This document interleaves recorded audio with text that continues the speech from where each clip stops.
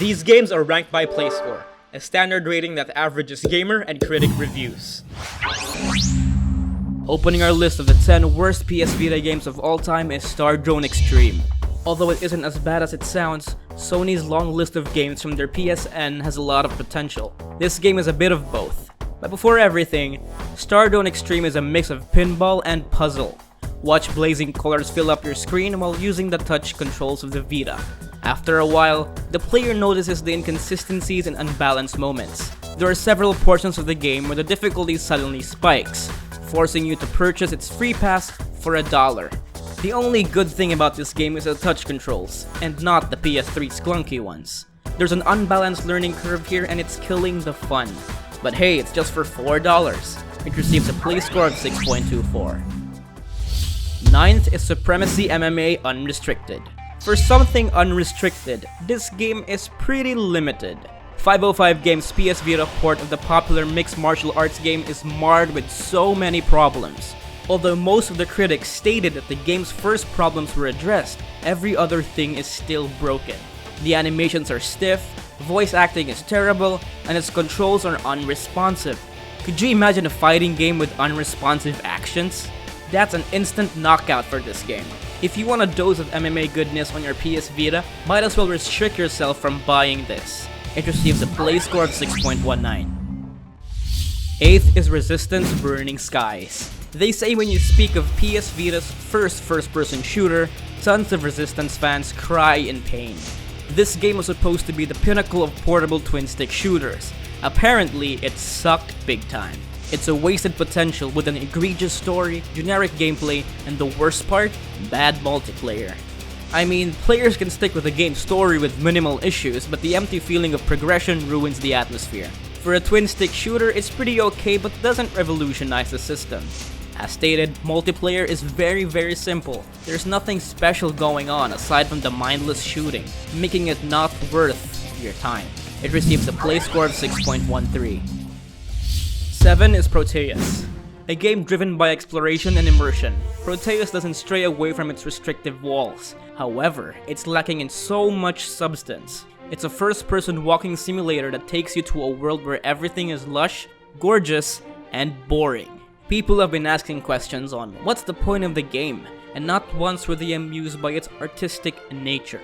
It was released on Steam months before the game was launched on the PS Vita, but it's not for everyone. Critics and gamers lauded the game's tranquil design, but of course it gets boring and repetitive most of the time, making a truly magical experience a snorefest. Don't drop that PS Vita because it has a play score of 6.09. 6 is Starlight Inception. For a game that tries to become the next generation of space combat, this doesn't even feel like they're trying. Escape Hatch Entertainment's space simulation takes you to the vastness of the galaxy. Customize your ship, light up the sky, and get ready to be disappointed. It was originally a Kickstarter campaign and fans loved the premise. After the game launched, it was not what they expected. The game is marred with technical issues such as clunky controls and bad graphics. With it, your space soaring quest is a dizzying experience. You might as well play Elite Dangerous. Starlight Inception receives a play score of 6.05. 5th is Batman Arkham Origins Blackgate.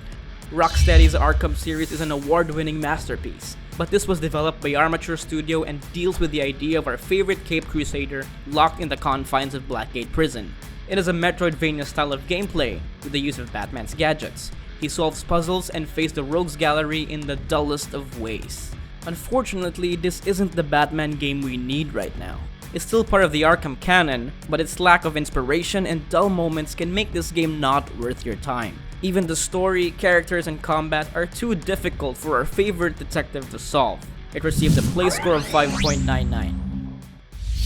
4th is ModNation Racers Roadtrip, a sequel to PlayStation Portable's racing game, ModNation Racers. This game takes inspiration from Nintendo's popular Mario Kart series, but ultimately fails due to its cumbersome presentation, frame rate stutters, and super hard loading times. It's part of the PS Vita's launch titles. Same as its predecessors, put the pedal to the metal and race against other players in quirky fashion. The game's racing is okay, but as mentioned, it's buried due to its technical inconsistencies.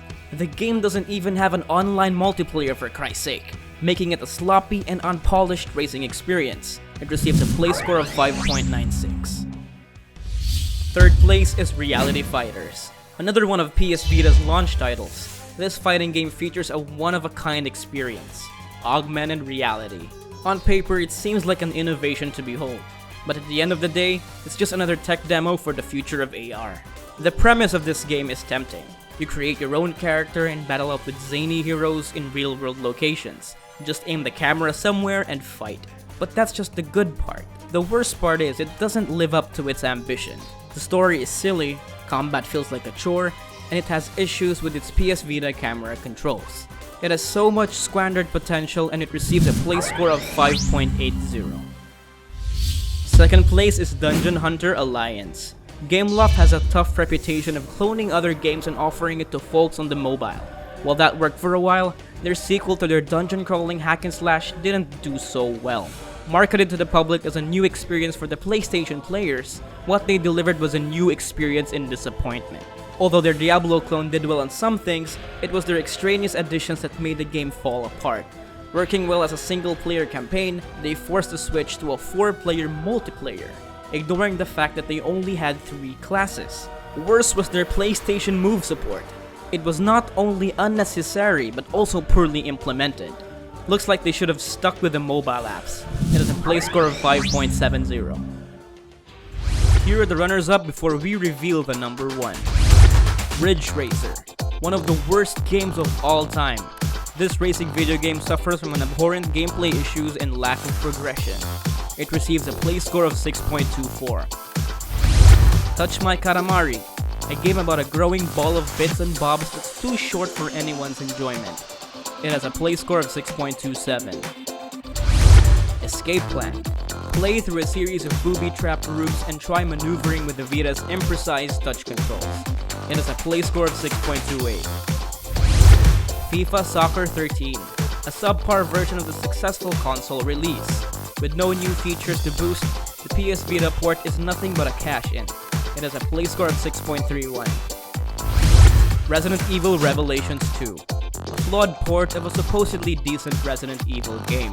It has a play score of 6.32.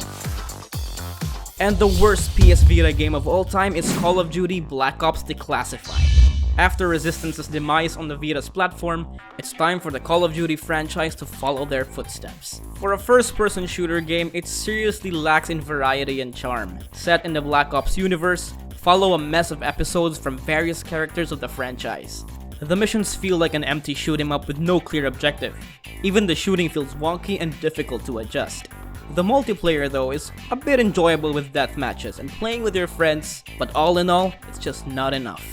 Declassified isn't Activision's best COD game yet, and it certainly isn't the portable twin-stick shooter we're hoping for. It received a play score of 4.30.